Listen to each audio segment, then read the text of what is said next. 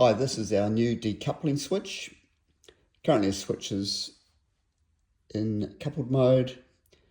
To put it over to decoupled mode, we simply put a little code in, go 1, 2, 1, 2, 1, 2, and twice on there.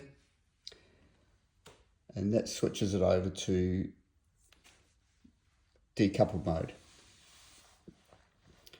So you can see a little bit of pulsating going on there. We just wait about 30 seconds for that pulsating to stop and it will switched over. So now the switch only works off the Zigbee network and is not connected directly to the relay inside. To switch back from decoupled mode to coupled, we simply again put our code in.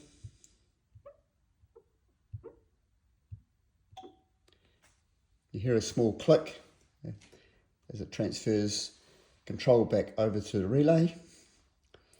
And there's a bit of pulsating going on the lights, and we wait for the pulsating to finish, and then the switch will be back in coupled mode and will work just like a normal switch.